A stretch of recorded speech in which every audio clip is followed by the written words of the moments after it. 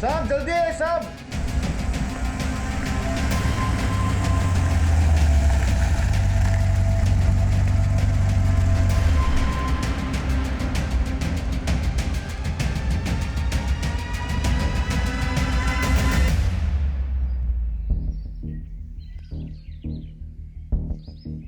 ऐसा लगता है किसी फीमेल की बॉडी ये एक्सीडेंट की शिकार हुई है या किसी ने मार के फेंक दिया यहाँ। इतनी बुरी तरह से सड़ चुकी है, एज तक समझ में नहीं आ रही सर। विक्टिम की एज और कॉज ऑफ डेथ तो पोस्टमार्टम रिपोर्ट में पता चली जाएगी। श्रीवास्तव, आसपास जितने भी पुलिस स्टेशन है वहाँ की मिसिंग कंप्लेंट चेक कर लेना। आप लोग देखो आसपास कुछ मिलता है क्या। श्रीवास्तव, यहाँ तक पहुँचने का एक ही रास्ता है, हाईवे। रंजन, यहाँ से लेके हाईवे तक जितने भी सीसीटीवी कैमरास है पिछले कुछ हफ्तों की फुटेज मंगवा लो। आपके इस फार्म हाउस पे आपके सिवा और भी कोई आता जाता है? सर मैं और मेरे कुछ खास दोस्त, बट बहुत रेयरली। ज़्यादातर तो ये फार्म हाउस खाली पड़ा रहता है सर। तो फिर ये औरत यहाँ कैसे पहुंची? तो कौन है ये कौन है? सर ये मनोहर, यहाँ का केयर टेकर। इस औरत को जानते हो? इसकी लाश यहाँ कैसे आई? चेतन जी, आप बात करने से मना कर रखा है। अगर ऐसा ही है तो बता दीजिए हमें। सर आप हमारा यकीन कीजिए सर, हम कुछ भी नहीं जानते इस बारे में। श्रीवास्तव, लेके चलो इसे। सर मैंने आइए। कुछ भी नहीं किया सर। आप आइए हमारे साथ।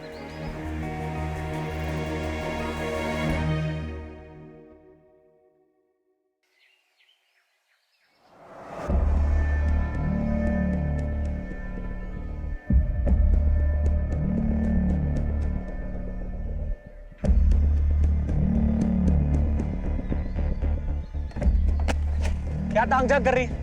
जा अपना काम कर, निकल यहाँ से।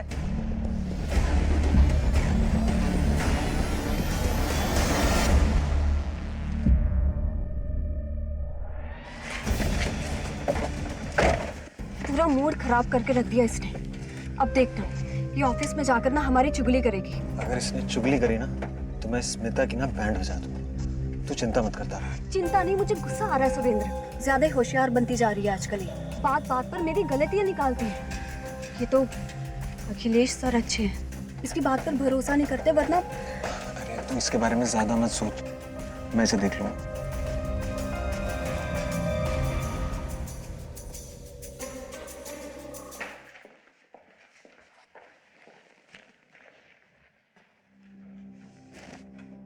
देख स्मिता, यहाँ किसी के साथ भी चुगली करने की हिम्मत मत करना। Yes sir. तारा, घर जाने के पहले मुझसे मिलकर जाना। Okay sir.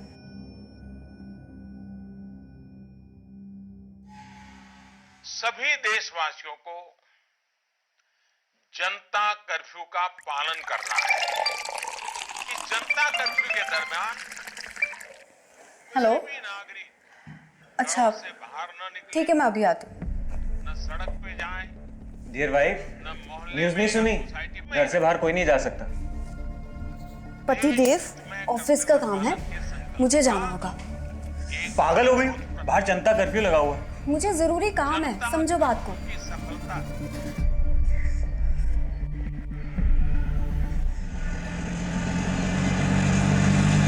ऑटो भैया प्लीज आगे तक लेकर चलेंगे, बहुत जरूरी काम है।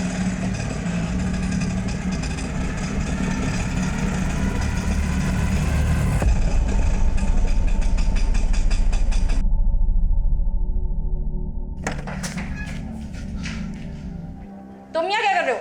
बड़ा शौक है ना तुझे तारा की जासूसी करने का। चल बता, आज जनता कर्फ्यू के दिन तारा ऑफिस क्यों गई थी? सुरेंद्र देखो, तुम जाके अपनी बीवी से पूछो ना। और हाँ, एक बात कान खोल के सुन लो, दोबारा मेरे घर पे ये शराब पी के मत आना। देख लूंगा मैं तुझे। हाँ हाँ ठीक है। देख लूंगा तुझे मैं जाओ यहाँ स्मिता।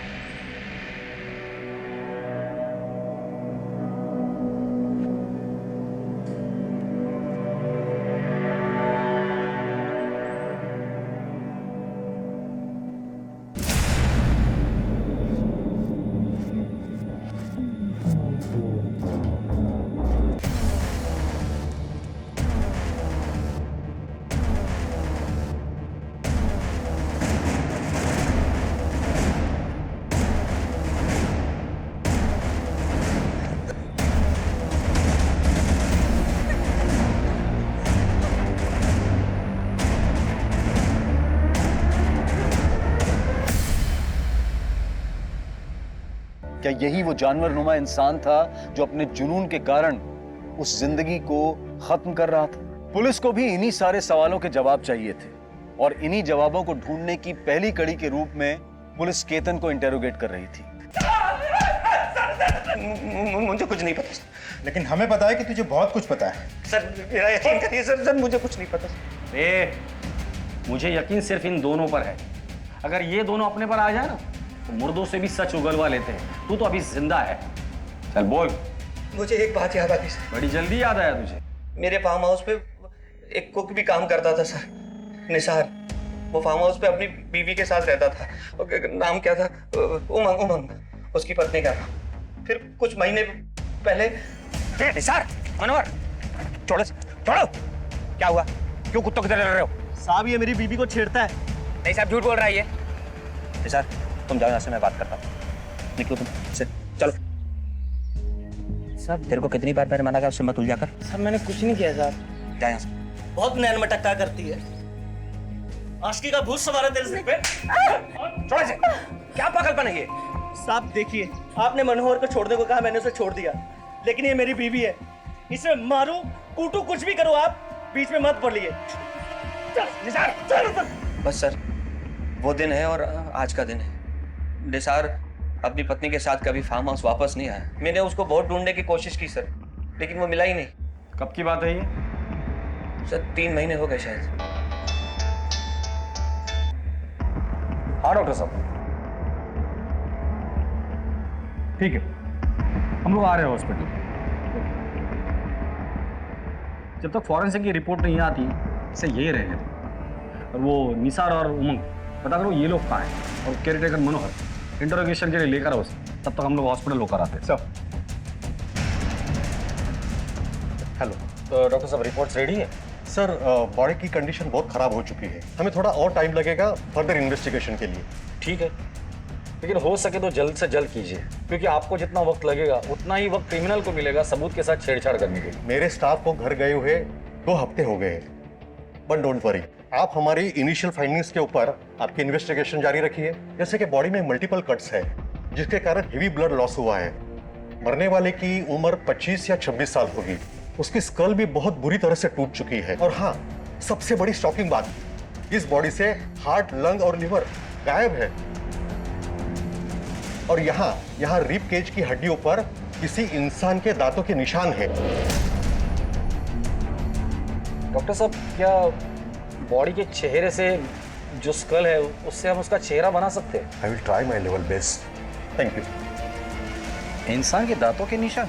श्रीवास्तव, कहीं अपराधी कोई नरभक्षी तो नहीं है? कि जिस तरह से पुलिस के सामने पोस्टमार्टम की रिपोर्ट आई थी और उन्हें ये पता चला था कि महिला के शरीर के कुछ अंग गायब हैं, तो पुलिस के लिए ये एक शॉकिंग न्यूज़ थी। क्या उनका सामना एक नरभक्षी से होने वाला था? सर, हमें फार्म हाउस से कुछ दूरी पर एक सीसीटीवी मिला है। उसमें कार दिखाई दे रही है। उसका नंबर है MP0932JK। ठीक है, आरटीओ से ओनर का पता निकालो। जी सर। MP0932JK।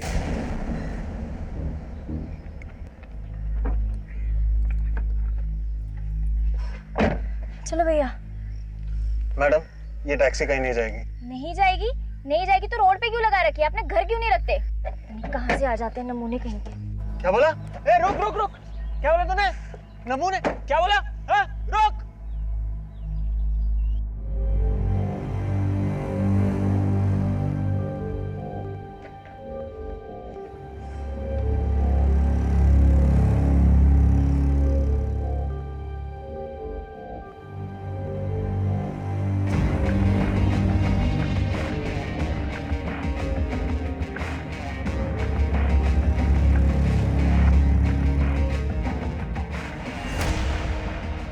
Good morning. नया आए हैं आप? कौन हो तुम? मैडम मैं विश्वास, अखिलेश सर का ड्राइवर हूँ मैडम। ये क्या हुआ मैडम आपके हाथ को? दिखाइए, मैं बाम लगा देता हूँ। पीछे हटो, मैं खुद कर लूंगी। मैडम लगा देते ना बाम।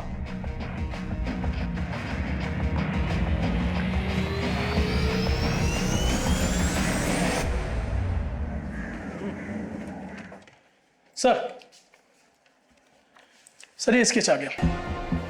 सर ये हमने विक्टिम का 3/4 फेस बनाने की पूरी कोशिश की है, क्योंकि उसका जो ब्रोन स्ट्रक्चर था उसके हिसाब से इतना ही मैच हो पाया। ठीक है, जाइए।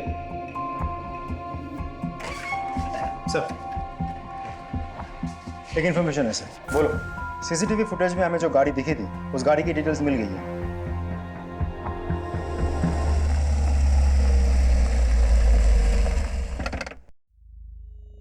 2 महीने पहले बिलावरी तालाब के पास तुम्हारी कार दिखाई दी थी। ऐसे जंगल वाले एरिया में तुम क्या कर रहे थे?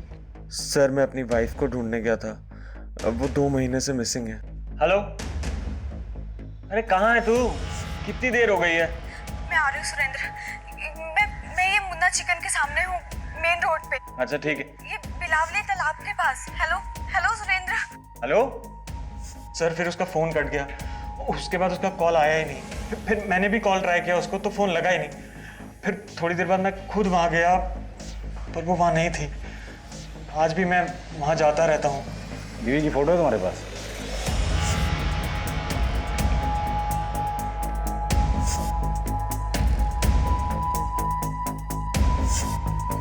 सर सिमिलर तो है लेकिन लगता नहीं कि यही है। क्या हुआ सर?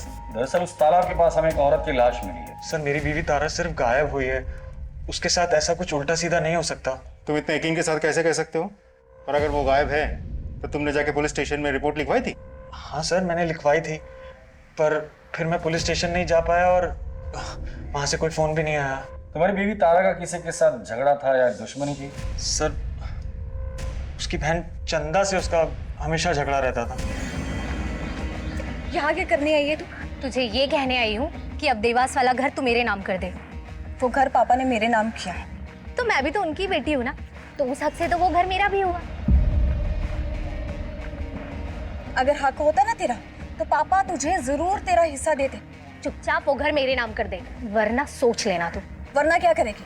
तुझे ऐसी मौत मारूंगी ना कि तेरी रूह भी कांप जाएगी, और तेरे मरने के बाद तो प्रॉपर्टी मेरे नाम खुद ब खुद हो जाएगी। तू मेरी बीवी को मारेगी? समझती क्या है तू अपने आप को? वो तो तुम दोनों बहुत जल्द समझ जाओगे। बस सर चंदा उसे ऐसे ही धमकी देती रहती थी। मैं तो परेशान हो गया था उनके झगड़ों से, यहाँ तक कि मैंने तारा को कह दिया था कि चंदा को प्रॉपर्टी दे दे, लेकिन तारा को अपने पापा के घर से एक इमोशनल लगाव था, इसलिए उसने मेरी बात नहीं सुनी। हालांकि सर इस प्रॉपर्टी के लिए चंदा ने कोर्ट केस भी किया है जो पिछले साल से चल रहा है। तारा वो केस जीतने भी वाली थी। हो सकता है सर चंदा ने कुछ किया हो।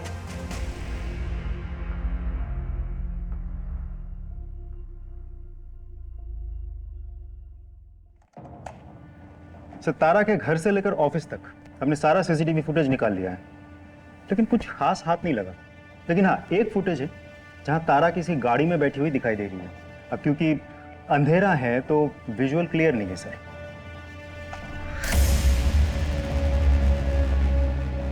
ड्राइवर का चेहरा दिखाई नहीं दे रहा है। Yes sir. ना ही गाड़ी का नंबर। और ठीक 2 घंटे बाद सुरेंद्र वापस उसी लोकेशन पे। मतलब देखा जाए तो सुरेंद्र ने हमें जो भी स्टेटमेंट दिया था फुटेज के साथ हूबहू मैच हो रहा है सर। करेक्ट। सुरेंद्र ने हमें बताया था कि उसे चंदा पर शक है, तो क्या ऐसा तो नहीं कि इस गाड़ी में चंदा बैठी हो? नहीं सर, अगर चंदा होती तो तारा उसी गाड़ी में जाके नहीं बैठती। दोनों में बहुत बड़ा झगड़ा हुआ था। तो फिर कौन हो सकता है? क्योंकि तारा अपनी मर्जी से उस गाड़ी में बैठी है, इसका मतलब गाड़ी के अंदर जो कोई भी था तारा उसे अच्छे से जानती थी।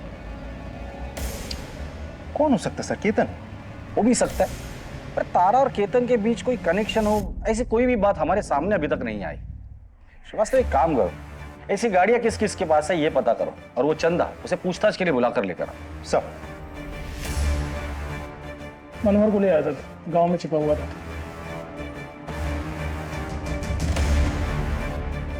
बोल मनोहर।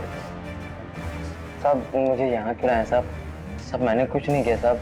वो उस दिन फार्म हाउस में लाश मिली ना, तो मैं थोड़ा सा घबरा सा गया था, तो इसलिए मैं अपने घर भाग गया था। मनोहर, जिस लाश की तू बात कर रहा है ना, उस लाश का हार्ट, लीवर और लंग तीनों गायब है। अब सिर्फ इतना बता दे, वो लाश किसकी थी और किसने मारा था उसे? नहीं साहब, मैं वहाँ काम करता था साहब, मैंने कुछ नहीं किया साहब। ये निसार और उमंग वो कैसे गायब हो गए? सच बता, वो लाश उमंग की है ना? तूने मारकर उसे वहां छुपा दिया था ना? क्या किया रे उस बॉडी पार्ट्स का? मैंने कुछ नहीं किया, बस उससे थोड़ी सी हमदर्दी थी। वो क्या है ना कि वो निसार ना उसे बहुत मारता था, गाली भी देता था साहब। बस उमंग ना उन सारी बातों से ना परेशान रहती थी तो वो बस अपना मन हल्का करने के लिए बहुत सारी बातें मुझे बताती थी। अच्छा, तेरा ये जो मालिक है केतन और उसकी बीवी लीना, इनके ताल्लुकात कैसे? वैसे तो ठीक ही है, मतलब उन दोनों के बीच में टेंशन चलते रहता है। केतन आखिरी बार फार्म हाउस पे कब आया था? हाँ, करीब 2.5 महीना पहले। सब वो एक औरत को लेकर आए थे। आखिर तुम मेरे पीछे पड़ी क्यों? तुम्हें समझ में नहीं आता एक बार? हमारा ये रिश्ता अब नहीं चल सकता। बस जो होना था वो यहां तक हो गया। बार बार मैं तुम्हें एक बात को नहीं समझा सकता। अगर तुम समझती क्यों नहीं, लीना को पता चल जाएगा तो वो मुझसे दूर हो जाएगी, मेरा नुकसान हो जाएगा। तुम क्या बोलूं तुम्हें मैं?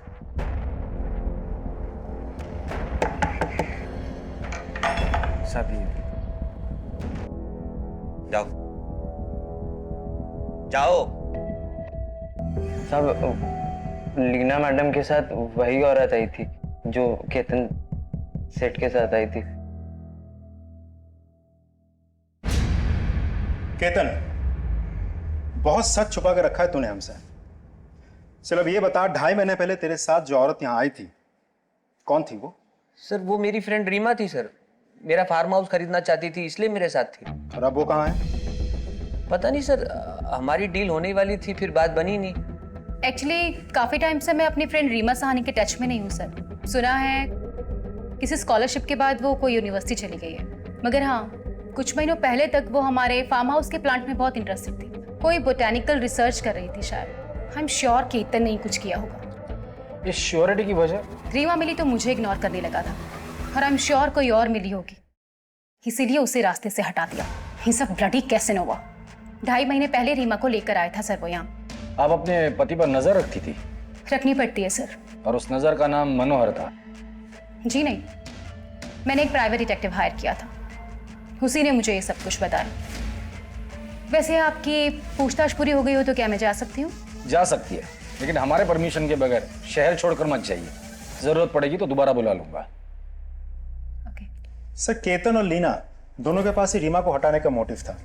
मुझे तो लगता है इन दोनों में से किसी ने रीमा को मारा होगा। नहीं श्रीवास्तव, 3 औरतें गायब हुई है, उमंग, रीमा और तारा, और लाश हमें सिर्फ एक औरत की मिली, और मुझे लगता है वो शायद तारा की है। तो क्या सर उन दोनों का भी खून हुआ है और उसमें भी यही 2 इन्वॉल्व है? लेकिन सर मोटिव क्या हो सकता है? पता नहीं सर, सब कुछ बहुत उलझ सा गया है। श्रीवास्तव, यही उलझन तो हमें सुलझानी है। हमें बस उस एक सिरे की तलाश है जो हमें कातिल तक लेकर जाएगा, और वही सिरा हमें दिखाई नहीं दे रहा है। उस चंदा को बुला कर लाओ। साहब मेरी बहन तारा तो मिसिंग थी, फिर उसकी लाश।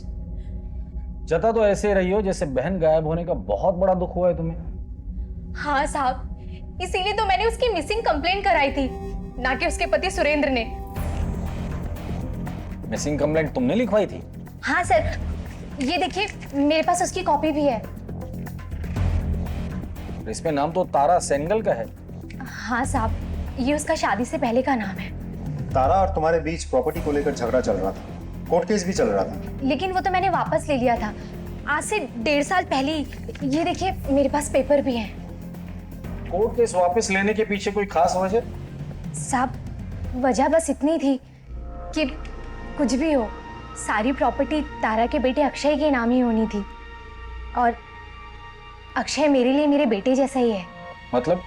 मतलब ये कि मैं कभी माँ नहीं बन सकती, और अक्षय ही मेरे लिए मेरा सब कुछ है। ये तारा और सुरेंद्र के बीच रिश्ता कैसा था? वैसे तो वो दिल का बहुत अच्छा है, लेकिन अगर उसकी सटक जाए ना तो वो शैतानों का भी बाप बन जाता है साहब।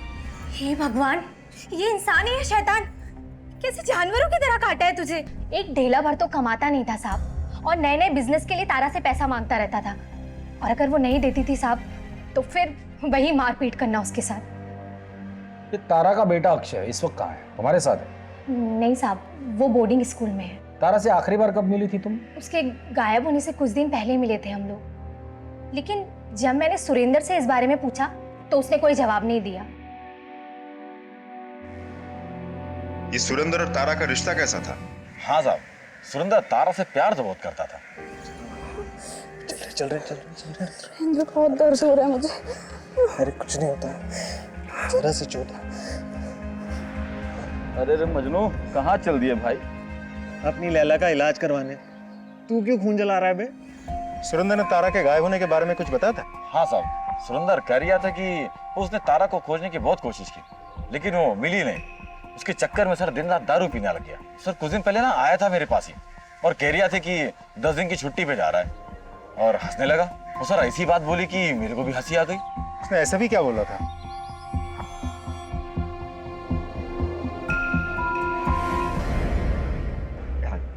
डैड, मुझे वो शर्ली को घर छोड़ने जाना है, प्लीज आपकी कार मिलेगी? आज आप कैब कर लीजिए। डिनर के लिए जल्दी आना। Thank you dad. कम।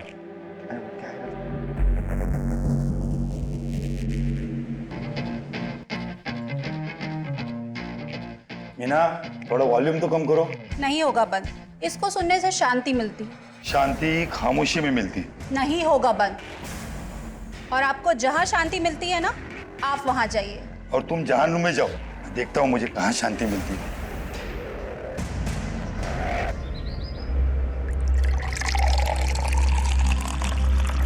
सुरेंद्र, तुम जाओ। सर, आप यहाँ कुछ काम था? हाँ, तुम्हारी बीवी गायब होने के बाद तुम बहुत गम में थे ना, तो सोचा मिलकर थोड़ा गम बांट लेते हैं तुम्हारा। श्रीवास्तव, देखो बेचारा कितने गम में है। बीवी को जाकर 1 महीना नहीं हुआ और तुमने दूसरी शादी भी कर ली।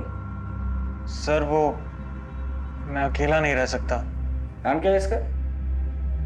तारा। तारा? सर वो तारा की याद में मैंने इसका नाम तारा ही रख दिया। आपकी बीवी तारा कहाँ काम करती है? सर वो अखिलेश सीए के यहाँ काम करते थे। क्या तारा की लाश मिली? So sad. Mister Akhilesh, Tara आपकी एम्प्लॉय थी, उसके गायब होने के बाद आपने पूछताछ नहीं की? सर मैंने उसके मिसिंग होने के बाद में कुछ सीनियर पुलिस ऑफिसर से बात की थी, लेकिन कुछ पता नहीं चला और लॉकडाउन के चलते मैं भी हेल्पलेस था। और अब जाके जब ऑफिस खुला तो। अखिलेश जी, तारा के बारे में आपकी क्या राय है? आई मीन, थी वो कैसी थी, बिहेवियर कैसा था, वो काम कैसा करती थी? नहीं, काम में तो एकदम परफेक्ट थी और अच्छी इंसान भी थी। और आप? जी, आपका और तारा का रिश्ता कैसा था? सर वो जैसा एक बॉस और एम्प्लॉय का होता है, बस। जिस दिन तारा गायब हुई थी आपने उसे फोन किया था, वो घर पर थी और वो घर से ऑफिस के लिए गई थी, क्यों? सर उस दिन मेरी गाड़ी सर्विसिंग के लिए गई थी और मुझे एक ऑफिस से फाइल अर्जेंटली चाहिए थी, तो मैंने उसे कहा कि ऑफिस से फाइल लेकर मेरे घर आ जाना, मगर वो आई नहीं।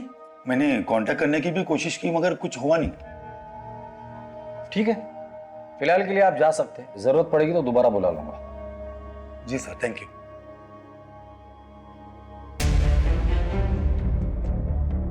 सर, एक बात मुझे समझ में नहीं आई, वो फाइल इतनी भी क्या अर्जेंट थी कि अखिलेश ने तारा को जनता कर्फ्यू के दिन ऑफिस भेजा था? हाँ सर, जब वो ऑफिस से काम खत्म करके घर जा चुका था, फिर उसे अचानक से फाइल की याद क्यों आई? बात किसी फाइल की है ही नहीं। इस अखिलेश ने हमें आधी कहानी बताई है, बात कुछ और ही है। Extra marital affair sir? हो सकता है। हाँ, लेकिन इंसान के दांतों के निशान भी तो हमें बॉडी पे मिले थे, उसका क्या? और एक्स्ट्रा मैरिटल अफेयर के साथ नरबख्शी का क्या कनेक्शन हो सकता है?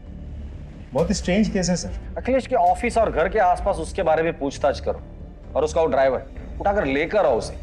वो जरूर कुछ ना कुछ तो जानता होगा जिससे हमें इस केस की लीड मिल जाएगी।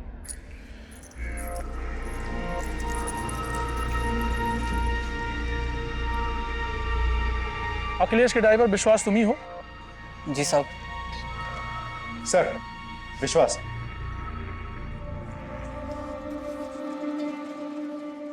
बैठ। तारा को जानता है? जानता हूँ ना साहब, हाल ही में अपन उसके बस्ते में रहने के लिए गए साहब। हालांकि ये बात किसी को मालूम नहीं है, अखिलेश साहब को नहीं मालूम है। क्या हुआ साहब? हुआ तो बहुत कुछ है, फिलहाल तो इतना बता दे, अखिलेश और तारा के बीच रिश्ता कैसा था? सिर्फ मालिक और नौकर थे या और कुछ? सर कई बार लगता तो था उन दोनों में कुछ चक्कर है। अखिलेश साहब की पत्नी मीना मैडम को भी उन पर शक था, कई बार सवाल भी पूछती थी। तुम्हारी हिम्मत कैसे हुई मुझे मेरे पति के केबिन में जाने देने से रोकने की?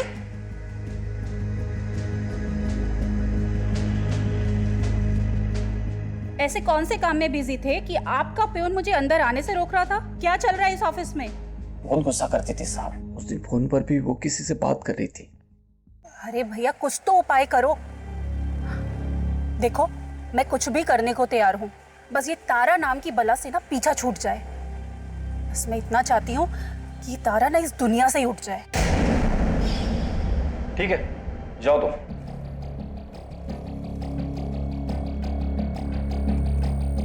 सर कहीं ऐसा तो नहीं कि मीना ने अपने पति को वापस पाने के लिए तारा का खून करवाया और बाद में ये नरभक्षी वाला एंगल डाल दिया ताकि हम सब कंफ्यूज हो जाए? हो सकता है, क्योंकि कोई भी औरत अपने पति को दूसरे के साथ देख ले तो जलन तो होगी, और बदले की आग में वो किसी भी हद तक जा सकती है। तुम चंदा और तारा के केस डिटेल्स निकालो। मुझे लगता है हमें मीना से भी बात करनी होगी।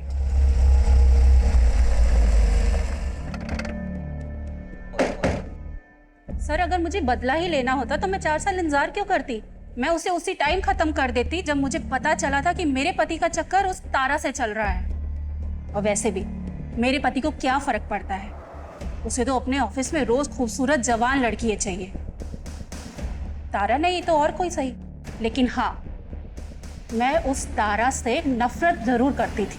ठीक है, जरूरत पड़ेगी तो दोबारा आएंगे। हाँ श्रीवास्तव बोलो। सर केस के बारे में चंदा ने झूठ बोला है। वो केस अभी भी ओपन है और कोर्ट में चल भी रहा है। और सबसे इंटरेस्टिंग इन्फॉर्मेशन तो ये है कि इन दिनों चंदा जिसके साथ रह रही है वो कि और नहीं बल्कि विश्वास है, अखिलेश का ड्राइवर। उठाकर लेकर आओ दोनों को।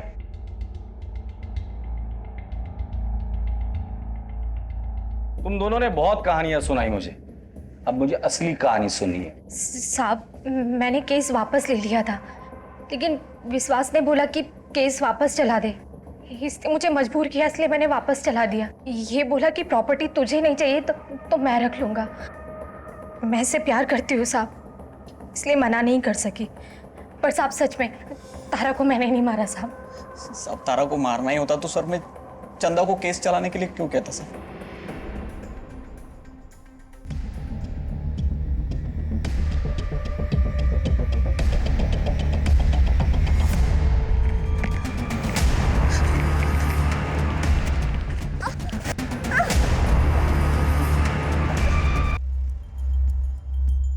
इस केस में कई सस्पेक्ट है।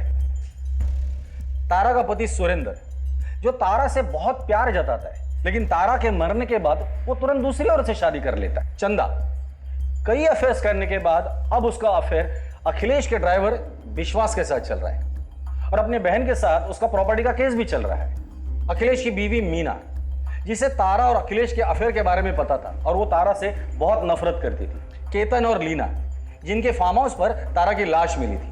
ये निसार और उमंग, ये कपल अभी भी गायब है। और सर इस सब के बावजूद तारा उस फार्म हाउस वाले एरिया में क्यों गई थी? सर कहीं ऐसा तो नहीं कि वो किसी और से मिलने गई थी, शायद केतन या लीना से, या फिर किसी और से। या तो इन सस्पेक्ट में से कोई नरभक्षी है या फिर कोई हमें गुमराह करने की कोशिश कर रहा है। हेलो, क्या?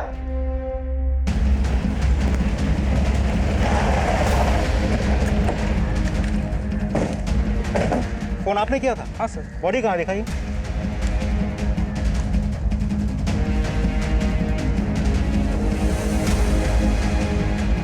हटाओ सब।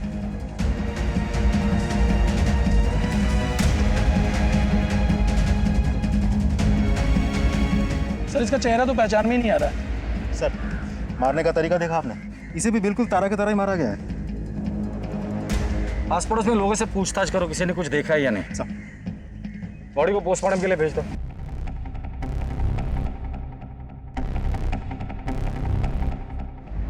सर ये मर्डर भी तारा मर्डर केस की तरह ही है, लेकिन इस केस में हमें रिस्ट पर मार्क्स मिले हैं। इसका मतलब कातिल इन दोनों केसेस में, दोनों बॉडीज में हमें एक चीज कॉमन मिली है, और वो है ओमेगा 3। ओमेगा 3 तो स्टेरॉइड है जो अक्सर जिम जाने वाले लोग लेते हैं। इसका मतलब कातिल जो भी है वो जिम फ्रीक आदमी। उसे ड्रग्स और स्टेरॉइड की भी आदत है। वो अपनी बॉडी बनाने के लिए बहुत सारे अननेचुरल सप्लीमेंट्स और स्टेरॉइड के यूज करता होगा। Thank you very much doctor. Sir Nisar की बीवी उमंग का पता चल गया सर, वो पास के ही गांव में है। सब मेरा पति निसार बहुत शक्की था। उसके रोज रोज के शक से, उसकी मारपीट से तंग आके मैं ये अनजान गवा गई ताकि कोई मेरे तक पहुंच ना सके, और सब खास करके तो वो निसार। जब तुम फार्म हाउस पे थी तो केतन और लीना के अलावा और कौन आता था फार्म हाउस पर? सब मेम साहब के अलावा उनके खास दोस्त आते थे। और कोई नहीं आता था? और हाँ सर, एक बार जब फार्म हाउस पे कोई नहीं था तब एक आदमी आया था। ये फार्म हाउस किसका है? केतन साहब का। उनकी पत्नी का नाम क्या है? लीना मैडम। एज क्या होगी? लेकिन आप कौन है और ये सब क्यों पूछ रहे हैं? जी शायद मैं उन्हें जानता हूँ। So just confirming. By the way, आपका नाम क्या है? आप भी बहुत खूबसूरत हो, तुम फूल की तरह। लेकिन उसके बाद मैंने उसको कभी नहीं देखा सर। जब तुमसे उसने मेम साहब के बारे में पूछा तो तुमने सारी इंफॉर्मेशन दे दी उसे? अब वो इतने प्यार से पूछ रहा था साहब, तो मैं मना नहीं कर पाई। लीना जी, हमने सुना है कि कोई था जो आपसे मिलने के लिए बहुत डेस्परेट था, आपसे जान पहचान बढ़ाने के लिए उसने कोशिश भी की थी। कुछ याद आया? नहीं? कोई बात नहीं, मैं लेडी कांस्टेबल को बोल दूंगा, वो आपकी याद ताजा कर देगी। हाँ, थोड़ा सा दर्द होगा लेकिन याद जरूर आ जाएगा। मैं एक आदमी से मिली थी सर, उसे मैंने फार्म हाउस के बारे में बताया था। अब सुनिए। जी कहिए। क्या ये आपका सेल फोन गिर गया? जी नहीं, मेरा सेल फोन तो मेरे पास है। अच्छा, बाय द वे, ये फार्म हाउस आपका है? जी हाँ। बहुत खूबसूरत है। Thank you. बिल्कुल आप ही की तरह। वो bye the way, I am Suraj. If you don't mind, क्या मैं एक दो पल आपके साथ चल सकता हूँ? वो क्या है ना कि मैं यहाँ पे नया आया हूँ, तो I am looking for a good company. उसके बाद हम 2 बार और मिले। कमाल है लीना जी, आप ऐसे किसी भी अजनबी के साथ। एक्चुअली सर, मैं अपनी मैरिड लाइफ में खुश नहीं थी, और इनके बारे में मैं आपको बता चुकी हूँ। वो आदमी बहुत ही इम्प्रेसिव था, और किसी से 2 पल हंसकर बात करने की खुशी को मैं रेसिस्ट नहीं कर पाई। बट कुछ दिनों बाद हम लोग फार्म हाउस से चले गए थे। मैं अपने काम में बिजी हो गई, और उसके बाद मैं उससे कभी नहीं मिली। नंबर है उसका? जी नहीं। चेहरा तो याद होगा। श्रीवास्तव, स्केच आर्टिस्ट को बुला, उसका स्केच बनाने में हमारी मदद कीजिए। जाइए।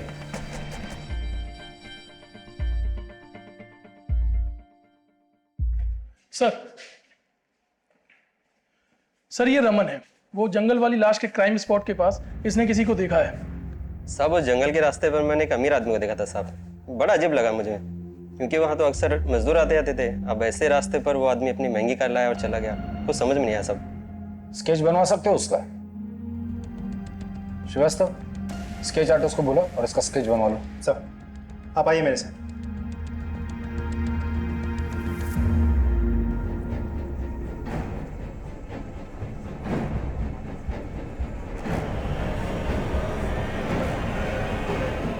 तीनों स्केच तो एक ही आदमी के हैं। ये तो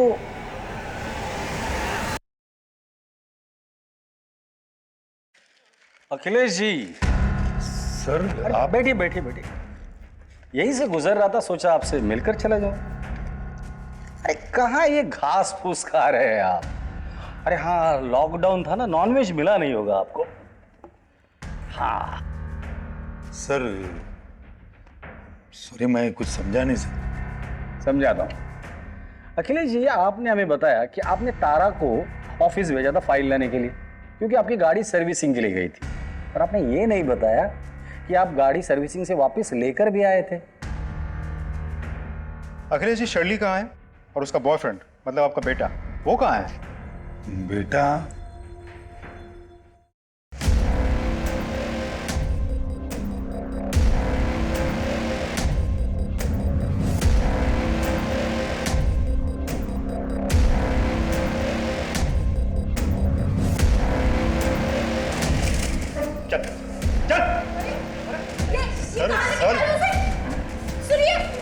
आप नहीं चलेंगे?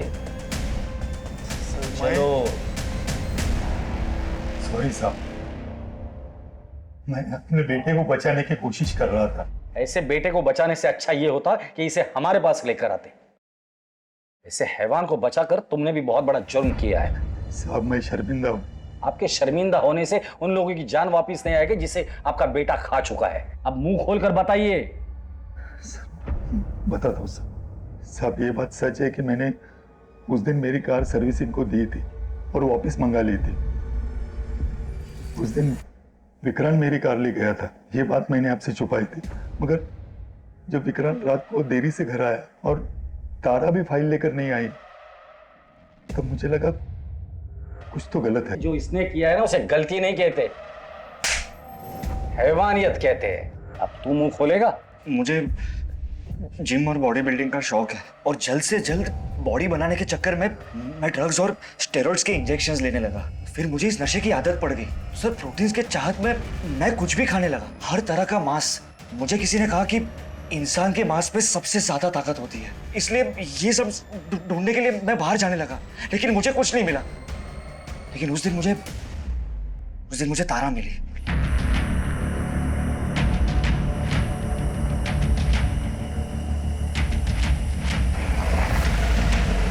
अरे तारा, कहाँ जा रही हो? आपके घर जा रही हूँ, ये फाइल आपके पापा ने मंगवाई है। आओ बैठ जाओ, मैं घर ही जा रहा हूँ, तुम्हें छोड़ देता हूँ। ओके। वो जैसे गाड़ी में बैठी, पता नहीं मैं आउट ऑफ कंट्रोल हो गया और उसे फार्म हाउस की तरफ ले जाने लगा, लेकिन उसने ऐतराज किया। ये आप कौन से रास्ते से जा रहे हैं सर? ये रूट गलत है। नहीं, सही रास्ता है, मैं काफी बार इस रास्ते से गया हूँ, डोंट वरी। नहीं सर, देखिए मुझे ना कुछ भी ठीक नहीं लग रहा है। आप मुझे यहीं छोड़ दीजिए, मैं घर खुद चली जाऊंगी। प्लीज आप गाड़ी रोकिए और ये फाइल आप अपने पापा को खुद ही दे देना।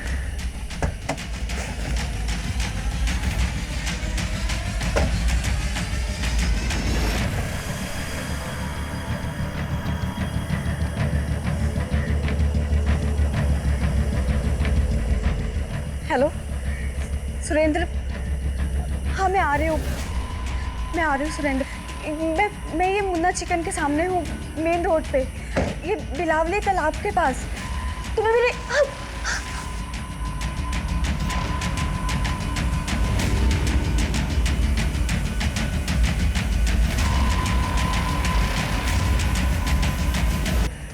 इंजेक्शंस की नामौजूदगी में मैं कुछ सोच नहीं पा रहा था, इसलिए मैंने तारा को मारकर की लाश को फार्म हाउस ले गया, क्योंकि मुझे पता था कि फार्म हाउस अब हमेशा खाली रहता है। जब विक्रांत घर पे आया तो मैंने कार में खून देखा। मेरी कार को फिर से वो सर्विसिंग के लिए डाला और वापस भी ले आया। मगर जब मुझे पता चला कि शेरली गायब हुई है, मुझे याद आया कि विक्रांत ने मुझे कहा है कि वो पुनः अपने काम से गई है। मुझे पक्का यकीन था कि विक्रांत ने उसके साथ कुछ न कुछ किया है। मैं उससे प्यार करता था सर, पर उस दिन मुझे उसके शरीर में अपनी गर्लफ्रेंड की नहीं, इंसान के मांस की खुशबू आ रही थी।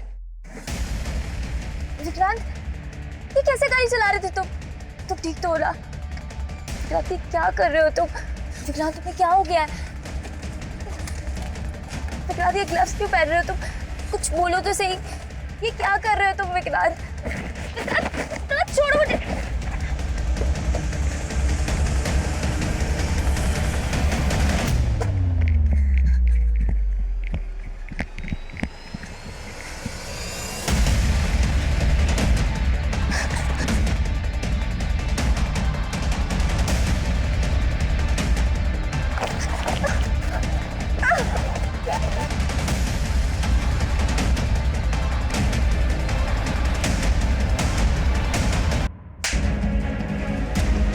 इंसान नहीं, एक नरभक्षक है, नरभक्षक, जानवर से भी बदतर।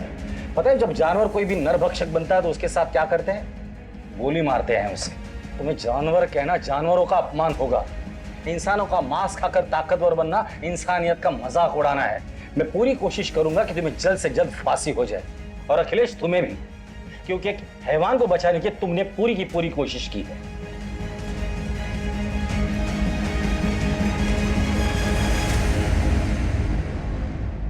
ये समय हम सब के लिए आत्म परीक्षण का समय है, एक सबक सीखने का समय है, ताकि हम अपने अंदर की कमजोरियों को जान सकें और उन्हें दूर करने की पूरी कोशिश करें।